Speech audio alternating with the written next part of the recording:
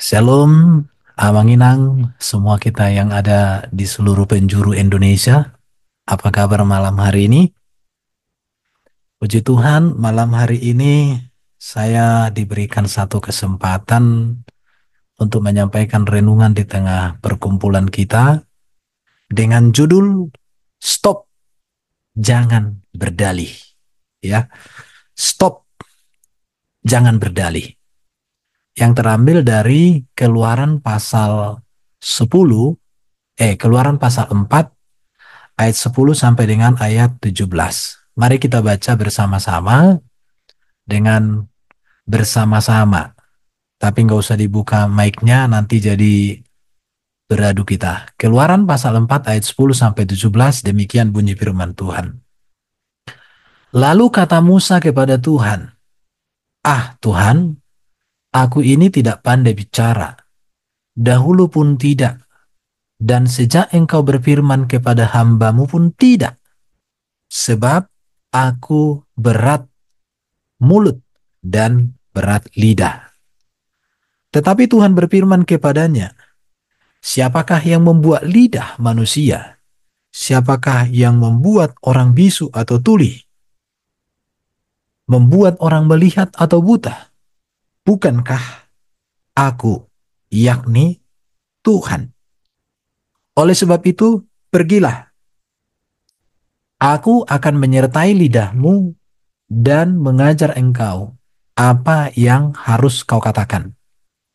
Tetapi Musa berkata, "Ah Tuhan, utuslah kiranya siapa saja yang patut kau utus." Maka bangkitlah murka Tuhan terhadap Musa dan ia berkata, "Bukankah di situ Harun, orang Lewi itu, kakakmu? Aku tahu bahwa ia pandai bicara.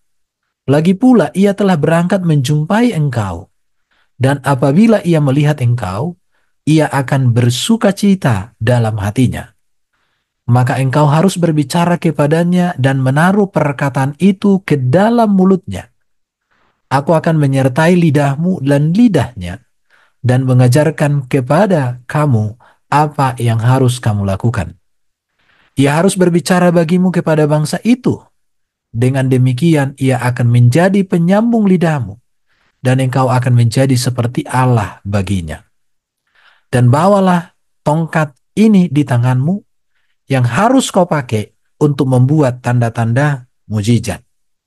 Judul kita hari ini, jangan berdalih. Apa sih artinya berdalih itu? Berdalih itu artinya menyampaikan alasan yang dicari-cari untuk menghindari tugas. Berbicara tentang berdalih ini seringkali ini menjadi senjata kita ketika kita diajak untuk terlibat dalam pelayanan. Alasannya bisa banyak, bisa masalah pekerjaan lah, bisa masalah kesibukan ini, bisa alasannya keluarga, bisa alasannya macam-macam gitu ya. Tetapi berdalih itu artinya menyampaikan alasan yang dicari-cari untuk menghindari tugas. Kita sebagai orang Kristen, sikap berdalih ini tidak dibenarkan. Seharusnya terbalik, harus kebalikannya ya. Kalau orang berdalih itu mencari-cari alasan untuk menghindari tugas atau menutupi perbuatan yang salah atau tercela. Tetapi kita sebagai orang Kristen, kita harus mencari alasan bagaimana supaya kita terlibat di dalam tugas. Kalau kita berbicara di dalam pembacaan kita malam hari ini, konteksnya ini adalah seorang yang bernama Musa. Ya, bagaimana Musa di sini berdalih, berulang-ulang berdalih dia di hadapan Tuhan. Ada banyak yang kita lihat di sini Musa berdalih ya, "Tuhan, aku begini, aku begini, aku begini." Tapi berdalih ini juga dapat diartikan seperti berbohong ya, atau mengelak, atau berkelit, atau mengada-ngada, atau menyembunyikan maksud yang sebenarnya dengan alasan, dan tentu alasan yang salah. Kita membaca tentang panggilan Tuhan kepada Musa, maka di sini kita lihat Musa itu berdalih. Kita melihat berikutnya ya. Alasan Musa berdalih itu yang pertama adalah berbicara tentang dia melihat kekurangan dirinya. Kalau kita baca di dalam pasal 4 ayat 10, dikatakan di sini apa oleh Musa? Lalu Musa berkata kepada Tuhan dalam terjemahan Indo apa baru, "Maaf Tuhan, dari dahulu maupun sejak engkau berfirman kepada hambamu ini, aku bukan orang pandai bicara, sebab aku berat lidah, tidak lancar berbicara." Di sini kenapa Musa mencari alasan di dalam memenuhi panggilan Tuhan? Karena dia melihat kekurangan dirinya. Dalam konteks di sini kelemahan dalam hal berbicara. Kalau kita membaca di dalam kitab Keluaran sedikitnya 4 kali, Musa di sini memberikan alasan-alasan kepada Tuhan supaya dia tidak memenuhi panggilan Tuhan itu. Coba kita lihat di dalam ayat 1 pasal 4 dikatakan begini. Lalu sahut Musa, bagaimana jika mereka tidak percaya kepadaku dan tidak mendengarkan perkataanku? Dikatakan ya. Di malam. Nah, itu. Cek suara. Ya, dikatakan di sini di dalam pasal 4 ayat 1 itu, lalu sahut Musa, bagaimana jika mereka tidak percaya kepadaku dan tidak mendengarkan perkataanku? Melainkan berkata, Tuhan tidak menampakkan diri kepadamu. Ayat 10 yang kebaca tadi. Kemudian ayat 13. Namun Musa berkata, maaf Tuhan, utuslah kiranya siapa saja yang kau utus. Kemudian ayat 22 di pasal 5 ayat 22. Di sini juga Musa memberikan alasan lagi. 22 pasal 5. Lalu Musa kembali menghadap Tuhan dan berkata, Tuhan, mengapa engkau mendatangkan sengsara kepada umatmu ini? Untuk apa engkau mengutus aku? Jadi di sini kita melihat mengapa Musa berdalih yang pertama melihat kekurangan diri sendiri. Tapi yang perlu kita catat adalah tidak ada orang yang tidak memiliki kelemahan. Setiap kita punya keterbatasan, kita semua punya kelemahan. Sehingga ketika kita mau dipanggil Tuhan, mau dipakai Tuhan, kalau kita berfokus kepada kekurangan kita, maka alasannya menumpuk. Tetapi hal itu tidak dibenarkan. Sebab yang dikehendaki Tuhan adalah memang perlu kita menyadari bahwa kita lemah. Perlu kita menyadari ada kekurangan, ada keterbatasan. Tetapi di tengah-tengah kesadaran itu, kita justru harus menundukkan diri kita, menyerahkan diri kita, dan menggantungkan seluruh hidup kita kepada Tuhan. Supaya kekurangan, kelemahan yang kita miliki, ketika itu di tangan Tuhan, maka Tuhan bisa mengubah itu menjadi sesuatu hal yang luar biasa. Itu yang pertama. Yang kedua, mengapa Musa berdalih? Karena dia melihat beratnya tugas. Kalau kita berbicara tentang tugas di sini, yang pertama kondisi Israel dalam perbudakan. Itu bisa dilihat di dalam pasal 2 ayat 23-24. Di dalam pasal 2 ayat 23-24 dikatakan, lama sesudah itu matilah Raja Mesir, tetapi orang Israel masih mengeluh karena perbudakan. Mereka berseru-seru karena perbudakan itu dan teriak mereka minta tolong sampai kepada Allah. Di sini jelas dikatakan bangsa Israel ada dalam perbudakan. Kira-kira berapa tahun bangsa Israel ini mengalami perbudakan? Lama. Sejak atau di awal Musa lahir, bangsa Israel itu sudah mengalami perbudakan. Dan saat Tuhan memanggil Musa, usianya Musa itu 80 tahun. Berarti kurang lebih dari 80 tahun bangsa Israel itu sudah diperbudak di Mesir. Jadi kondisi perbudakan memang bukan tugas yang mudah ketika Musa harus memimpin bangsa Israel ini keluar dari perbudakan di Mesir. Ini berat sekali. Apalagi kalau kita berbicara bagaimana Musa melarikan diri dari Mesir. Dia melarikan diri waktu usia 40 tahun. Saat dia membela bangsa Israel dengan membunuh orang Mesir. 2 orang yang ditaruh di pasir. Hal ini mengakibatkan Musa lari. Jadi ketika Musa datang besoknya kepada orang Israel yang sedang berkelahi. Apakah engkau menjadi hakim atas kami? Rupanya orang sudah tahu tentang kelakuan Musa. Maka Musa melarikan diri. Jadi kalau kita melihat kondisi yang dihadapi Musa memang berat. Membebaskan bangsa Israel dari perbudakan, yang kemudian bangsa Israel sendiri pun sebenarnya sedang tidak baik-baik di situ ya. Dan dia pun meninggalkan Mesir karena kondisi dia sebagai DPO, daftar pencarian orang Mesir. Yang kedua, kita melihat kondisi Firaun yang begitu keras terhadap bangsa Israel, bahkan kondisi Firaun yang mengeraskan hati kepada Tuhan. Jadi ini alasan Musa berdalih. Yang pertama itu melihat kekurangan diri, yang kedua melihat beratnya tugas. Kita pun dalam pelayanan kepada Tuhan atau ketika kita mau melakukan firman, kita punya banyak alasan. Ah, aku belum sanggup, aku belum siap, aku belum begini, masih ada urusan begini, masih ada urusan begini. Ada begitu banyak macam alasan yang bisa kita gunakan atau kita cari-cari kalau kita melihat beratnya tugas. Tetapi mau tidak mau kita tidak boleh berdalih karena panggilan Tuhan adalah panggilan surgawi, panggilan mulia yang lebih tinggi nilainya daripada panggilan apapun. Ya bayangkanlah ya kalau salah satu dari keluarga kita dipanggil Bapak Jokowi jadi menteri, contoh Lai David, menjadi menteri keuangan. Oh itu cepat sekali kita. Tapi kalau kita dipanggil oleh Yesus, kau harus menceritakan Yesus kepada orang lain. Beratnya minta ampun. Padahal yang memberikan tugas itu adalah Tuhan Yesus. Tetapi kalau yang memberikan tugas itu enak bagi kita, mendapatkan sesuatu yang menguntungkan bagi diri kita, maunya kita cepat sekali. Tapi kalau tugas itu berbicara tentang menyampaikan isi hati Tuhan dan tentu akan mengalami penolakan, belum lagi orang yang kita layani itu jauh dari Tuhan, repot.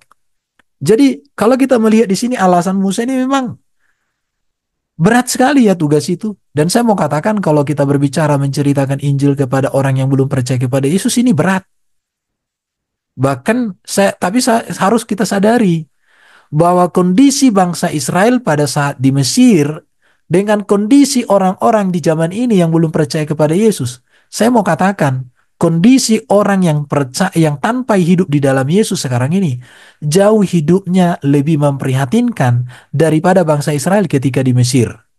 Apa alasan saya mengatakan bahwa mereka yang hidup tanpa Yesus hidupnya sangat memprihatinkan dibanding daripada bangsa Israel di Mesir sekalipun mereka dalam perbudakan?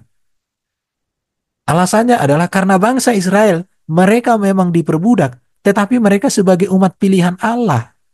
Artinya perbudakan yang mereka alami itu adalah perbudakan jasmani. Tetapi secara rohani, mereka umat pilihan Allah. Kalau mereka mati, masih ada jaminan untuk mereka sebagai umat pilihan Allah. Tetapi kalau orang-orang di sekitar kita, mereka mati tanpa Yesus, maka apa nasib mereka? Tidak ada jaminan. Tidak ada jaminan. Yang pasti mereka tidak mendapat bagian dalam kerajaan surga. Tapi tugas ini berat. Kalau kita berbicara tentang gereja sekarang ini ya, ketika dipanggil untuk memberitakan Injil kepada orang yang belum percaya kepada Yesus, ini tugas yang sangat berat, tugas yang sangat ditolak. Bahkan sekarang ini kalau kita bicara sekolah teologi ya, sekarang mahasiswa teologi itu doanya begini, Tuhan, aku mau ditempatkan di mana saja, yang penting lahannya basah. Tuhan, aku mau ditempatkan di mana saja, yang penting jemaatnya gemuk-gemuk. Tuhan, aku mau ditempatkan di mana saja, asalkan di kota, minimal kota kabupaten. Sehingga tidak banyak lagi orang yang berkata, Tuhan aku mau ditempatkan di mana saja. Yang penting isi hatimu aku lakukan. Di sini kita melihat bahwa dikatakan di sini bahwa kenapa Musa berdalih? Karena dia melihat beratnya tugas. Yang ketiga, apa yang membuat Musa berdalih ketika dipanggil untuk membebaskan bangsa Israel? Yang ketiga adalah ini berbicara tentang pengenalan akan Tuhan. Coba kita lihat di dalam pasal 3 ayat 13 sampai dengan ayat 14. Dikatakan begini ya. Ayat 13 di dalam pasal 3 dikatakan begini. Lalu Musa menjawab kepada Allah, namun apabila aku datang orang Israel dan berkata kepada mereka, Allah nenek moyangmu telah mengutus aku kepadamu. Dan mereka bertanya kepadaku, siapakah namanya? Apakah yang harus kujawab kepada mereka? Firman Allah kepada Musa, Aku adalah aku, lagi firman-Nya. Beginilah kau katakan kepada orang Israel itu, Akulah aku, telah mengutus aku kepadamu. Jadi kalau kita melihat alasan Musa berdalih ini berbicara tentang pengenalan akan Allah. Artinya begini, kalau kita mau aplikasikan, seseorang akan sangat taat dalam melakukan kehendak Tuhan ketika dia mengenal Tuhan dengan benar. Ketika dia mengalami Tuhan itu secara pribadi dalam hidupnya, maka dia pasti mampu dengan mudah untuk berkata, "Ya Tuhan, aku siap." Tetapi Musa berdalih di sini karena pengenalan. Bangsa Israel selama 80 tahun di tengah perbudakan, mungkin mereka sudah mulai melupakan Tuhan atau bagaimanapun. Atau Musa pun ketika dia 40 tahun di Midian sebagai pelarian, dia sudah melupakan bangsa Israel. Atau dia sudah mulai hampir bagaimanapun. Sehingga ini berbicara tentang pengenalan akan Tuhan. Saya mau katakan, kita kadang memiliki rasa takut ketika kita ingin melayani Tuhan. Atau kita tidak berani menceritakan Yesus kepada orang lain karena kita kurang mengenali Yesus. Dan ini yang perlu untuk kita pahami atau kita harus mengerti. Mengapa sih kita perlu mengenali Yesus dalam hidup kita? Supaya pengenalan kita kepada Yesus itu menjadi dasar, menjadi modal untuk kita bercerita tentang Yesus. Nah, kalau saya cerita tentang kenapa sih kami harus meninggalkan kota Medan ada di tempat ini. Bukan karena di Medan kami tidak ada pelayanan. Secara pendidikan saya dengan Mama Ella punya pendidikan. Secara pelayanan kami koordinator pelayanan. Banyak koneksi waktu di Medan, bisa khotbah di gereja mana di gereja sini. Tetapi karena pengenalan kita kepada Tuhan dan kita rindu supaya Injil itu sampai kepada orang lain, maka kita harus meninggalkan. Kita harus rela pikul salib. Jadi pengenalan akan Tuhan hal mendasar dalam ketaatan. Semakin orang intim dengan Tuhan, pasti dia semakin taat dengan Tuhan. Semakin orang mencintai Tuhan, maka dia akan semakin tunduk kepada Tuhan. Tetapi orang yang tidak mengenal Tuhan dan tidak cinta kepada Tuhan, maka dia akan berlaku, bertindak, mengikuti keinginannya, walaupun itu keinginan yang sia-sia. Maka dikatakan di dalam Markus 16, ayat 13 sampai 20 ya, ini sebuah pertanyaan yang disampaikan oleh Yesus kepada murid-muridnya. Menurut kalian, siapakah anak manusia? Maka orang mengatakan, ada yang mengatakan Elia, ada yang mengatakan Yohanes, ada yang menyatakan salah seorang dari nabi. Tetapi Yesus katakan, menurut kamu, siapakah anak manusia? Siapakah aku? Maka Petrus berkata, engkau adalah Mesias, anak Allah yang maha tinggi. Maka Yesus berkata, bukan kamu yang mengatakannya, tetapi Tuhan yang menaruh perkataan itu kepadamu. Jadi pengenalan Petrus dan murid-murid kepada Yesus itulah dasar pelayanan. Makanya Petrus menyerahkan hidupnya sepenuhnya untuk melayani Tuhan Yesus. Bahkan Petrus itu mati dengan disalib terbalik di Roma.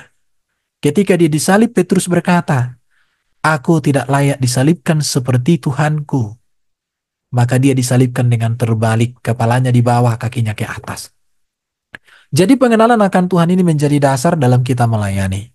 Kalau kita mengenali Yesus, siapa Yesus sebelum dia hadir sebagai manusia di tengah-tengah dunia ini, bagaimana Yesus dinubuatkan dalam kitab Perjanjian Lama, Kejadian 3:15. Ini merupakan proto-evangelium ya. Injil pertama kali diberitakan di dalam Alkitab itu Kejadian 3:15, di mana Tuhan berkata, keturunan wanita akan meremukkan kepala ular. Artinya apa? Keturunan wanita itulah Sang Mesias yang akan datang. Dialah yang akan membebaskan manusia dari cengkeraman iblis. Dialah yang membebaskan manusia dari kutuk dosa. Dan pengharapan Mesias Kejadian 3:15 inilah yang menjadi pusat pengharapan manusia sejak zaman Adam sampai datangnya Yesus. Dan Yesus menggenapi janji itu. Kalau kita berbicara lagi tentang nubuatan-nubuatan tentang Yesus dalam Perjanjian Lama, sangat banyak. Mulai dari kelahiran Yesus sampai kematian bahkan kedatangan Yesus kali kedua, semuanya itu dinubuatkan dalam Perjanjian Lama. Dan ini perlu sekali untuk kita tahu, supaya kita bisa mengenali Yesus itu dan kita bisa menceritakan Yesus itu kepada orang lain. Apakah itu di kantor, Apakah itu di dalam bertetangga di masyarakat? Karena pasti kadang orang akan bertanya, siapa Yesus itu? Kenapa kamu cinta Yesus itu? Kenapa kamu mau menjadi orang Kristen? Atau kenapa begini dan begini? Maka kita harus bisa menjelaskan Yesus. Yang pertama minimal kita bisa menjelaskan siapa Yesus.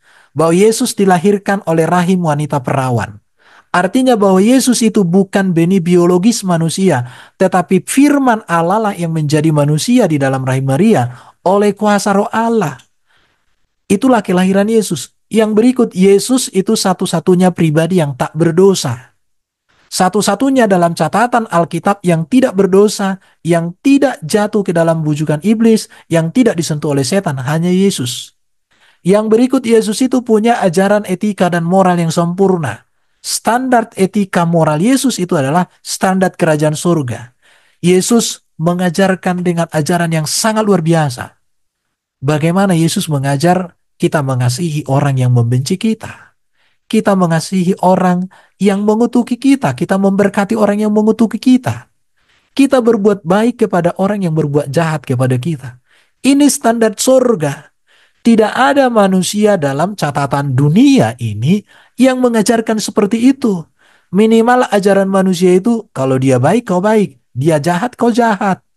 Tapi Yesus, dia baik, dia jahat, dia buruk, dia apapun. Kamu harus mengasihi seperti aku mengasihi. Luar biasa Yesus ini. Itu ajaran Yesus. Kemudian Yesus ini punya mujizat.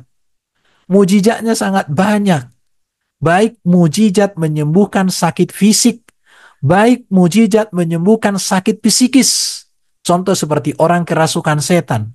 Baik juga mujizat menghidupkan orang mati, baik juga mujizat bicara ekonomi, orang yang lapar 5.000 orang dikasih makan.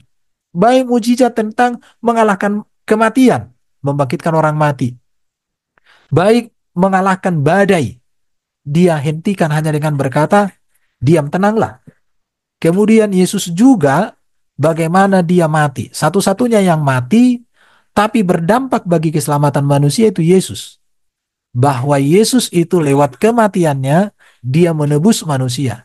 Ada miliaran manusia mati di dunia ini, tetapi hanya satu kematian yang berdampak kekal bagi keselamatan manusia. Hanya satu kematian, yaitu kematian Yesus. Kemudian Yesus bangkit dari kematian.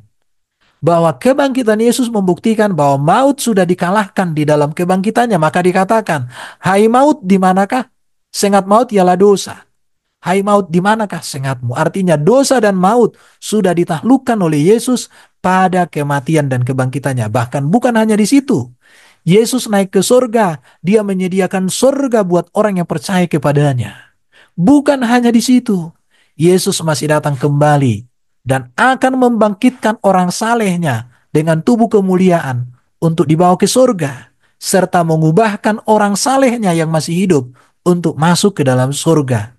Dan sekaligus dia juga membangkitkan orang-orang fasik bersama dengan orang hidup yang fasik untuk dihukum di neraka selama-lamanya. Kebenaran tentang Yesus ini menjadi dasar untuk kita tidak berdalih ketika kita dipanggil oleh Tuhan terlibat dalam pelayanan.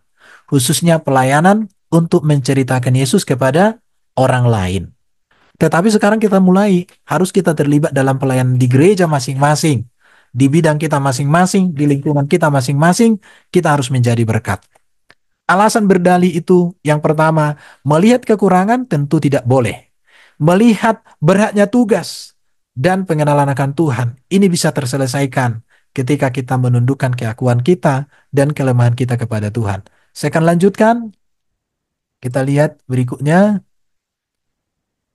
Oke, sekarang mari kita lihat kuasa Tuhan dalam ketaatan. Ketika Musa berdalih, Tuhan menegur dan akhirnya Musa sadar bahwa ada sesuatu hal yang harus dia ubah dalam dirinya. Maka semua terselesaikan tadi. Melihat kekurangan dirinya, terselesaikan ketika dia datang kepada Tuhan yang bisa mengubahnya. Maka dikatakan tadi, siapakah yang membuat lidah? Siapakah membuat orang hidup?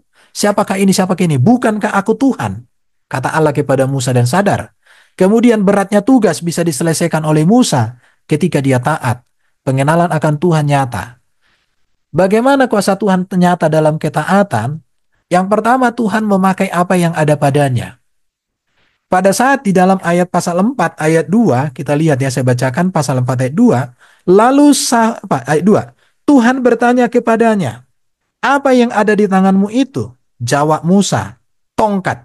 Firman Tuhan, lemparkan tongkat itu ke tanah.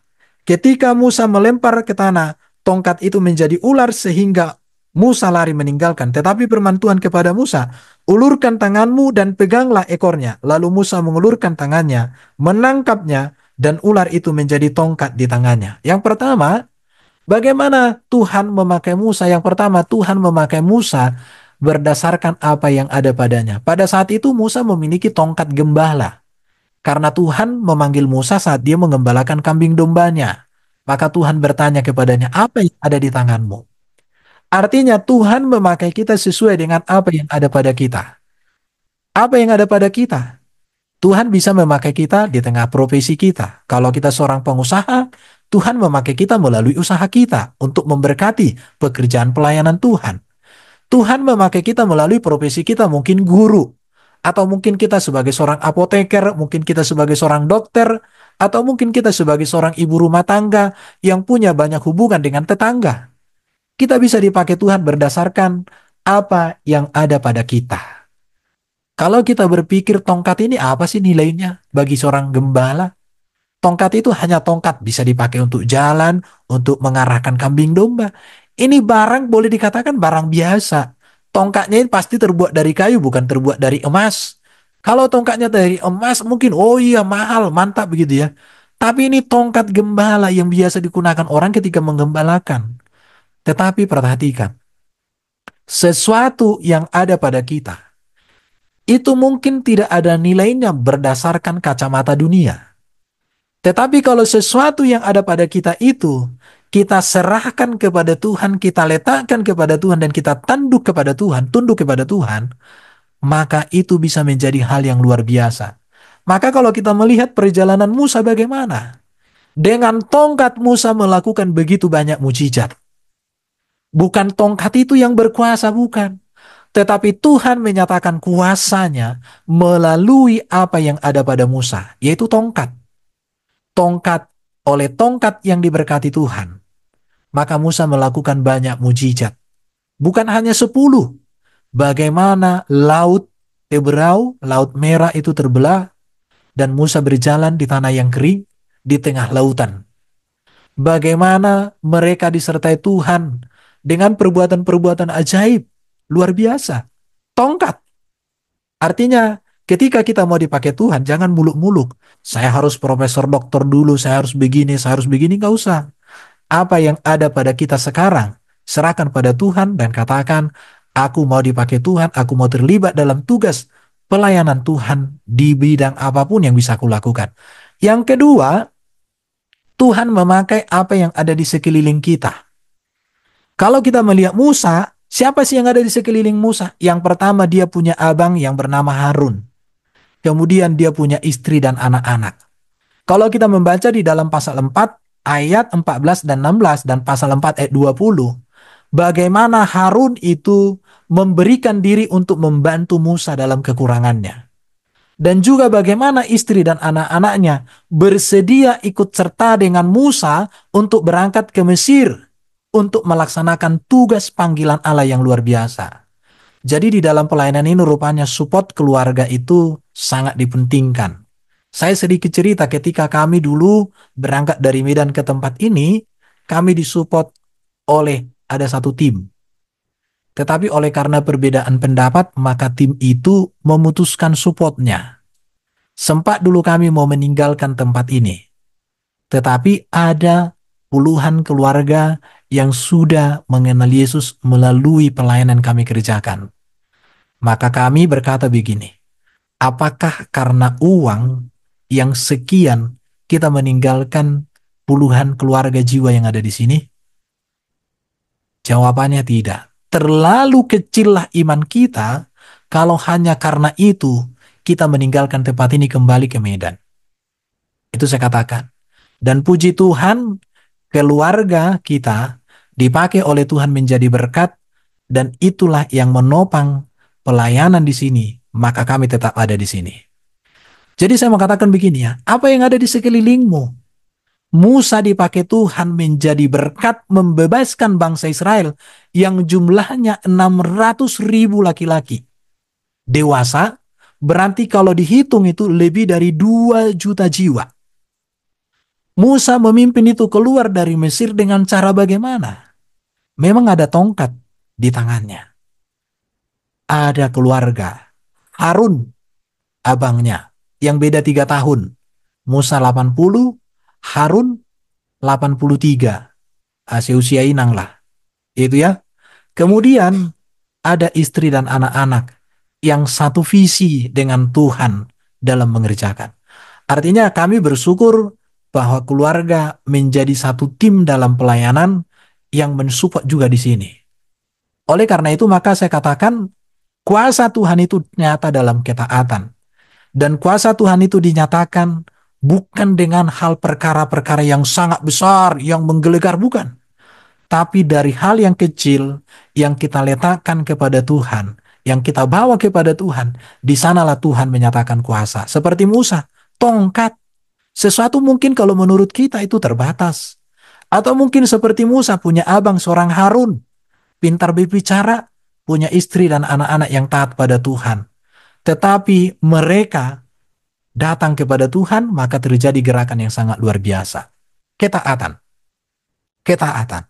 Jadi di sini kita melihat bahwa kuasa Tuhan nyata di dalam ketaatan Musa. Hal yang kecil di mata manusia, tetapi ketika itu dipakai Tuhan, itu menjadi sesuatu hal yang luar biasa. Kalau Musa memiliki tongkat, maka sekarang apa yang kita miliki?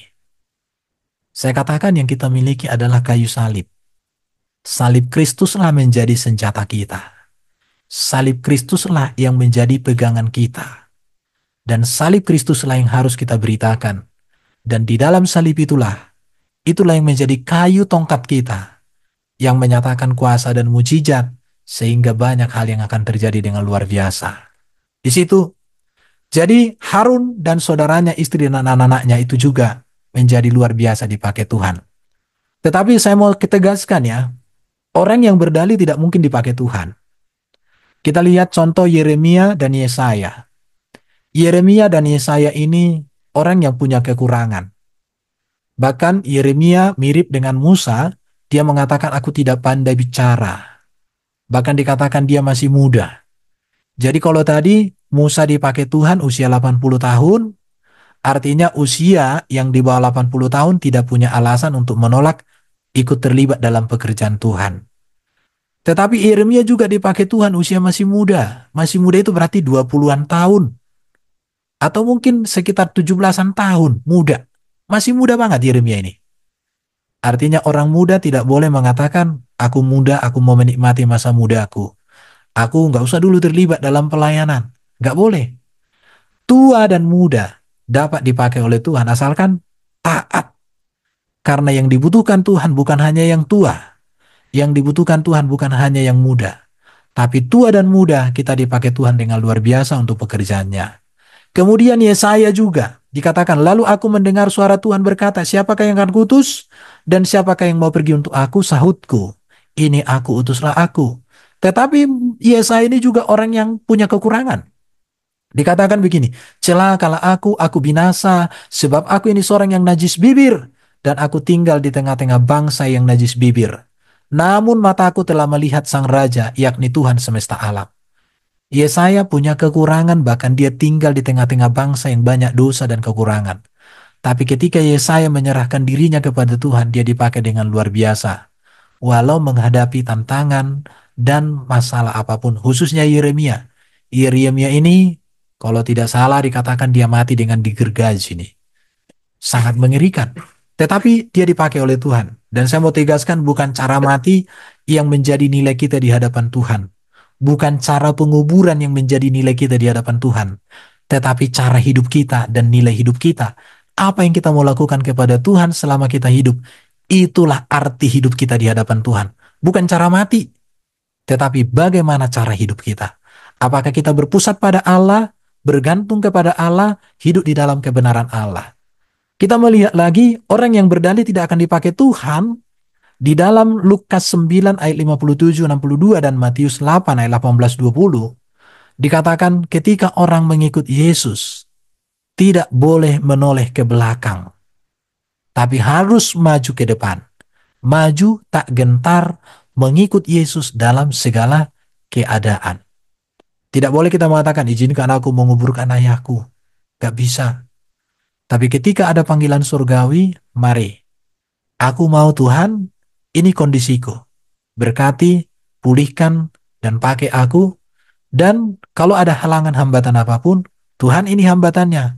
Mohon Tuhan campur tangan. Sekarang yang terakhir, stop berdalih, berkat kuasa Allah itu nyata. Ketika Musa berhenti berdalih, apa yang terjadi? Mujizat terjadi. Ada 10 mujizat yang Tuhan kerjakan melalui Musa dengan menggunakan tongkatnya di Mesir. Yang terakhir, kematian anak sulung bagi semua orang Mesir dan bangsa Israel keluar. Belum lagi kalau kita berbicara mujizat, bagaimana laut terbelah, bagaimana pakaian kasut dan baju mereka tidak rusak selama 40 tahun, bagaimana tiang awan dan tiang api menyertai mereka siang dan malam, bagaimana mereka diberikan manna dari langit, dari surga, bagaimana mereka diberikan daging, bagaimana air pahit menjadi manis, dan lain sebagainya. Tak terhitung begitu banyak kasih karunia Tuhan bagi bangsa Israel ketika ada ketaatan di sana. Kemudian apa yang terjadi? Israel dimerdekakan, perbudakan dihentikan di dalam ketaatan. Yang berikut apa? Tuhan Allah dimuliakan. Kebenaran dan kekuasaan Allah dinyatakan bagi bangsa Mesir, sebab mereka terhukum oleh kuasa Allah, dan mereka takut kepada Allah, dan bangsa Israel memuliakan Allah dalam hidup mereka. Jadi, sekarang sesuai dengan tema kita hari ini, stop jangan berdalih. Katakan, Tuhan, aku mau dipakai oleh Engkau, aku mau menyerahkan hidupku. Tua dan muda, apa yang ada pada kita, jika kita tunduk untuk dipakai Tuhan, maka di sana ada kuasa, ada berkat, dan kita bisa menjadi berkat bagi orang lain. Kita berdoa. Bapak, terima kasih kami boleh belajar kebenaran firman-Mu. Berkati kami mengerti kebenaran-Mu. Berkati kami kuat untuk melakukan kebenaran-Mu. Kami mau taat. Kami mau ambil bagian dalam pekerjaan-Mu. Supaya kami memusatkan hidup kami hanya kepada Tuhan. Terima kasih Bapak untuk firman-Mu. Engkau mengingatkan, Engkau menegur, dan Engkau menghibur kami. Kami percaya di dalam kami taat melakukan kehendak-Mu, Engkau sanggup membuat mujizat yang besar di dalam hidup kami dan melalui hidup kami bagi banyak orang di sekitar kami. Apa yang kami punya pada hari ini, Tuhan tolong, semua itu kami mau untuk kemuliaan nama-Mu. Ambil alih semuanya, supaya hanya Engkau saja ditinggikan, dimuliakan. Terima kasih untuk firman-Mu Bapa. Terpujilah Engkau selama-lamanya. Dalam nama Yesus kami berdoa. Amin. Shalom untuk kita semua. Demikian firman Tuhan yang bisa saya bagikan. Kiranya kebenaran ini menjadi berkat yang menguatkan dan meneguhkan hati kita semuanya. Amin. Puji Tuhan.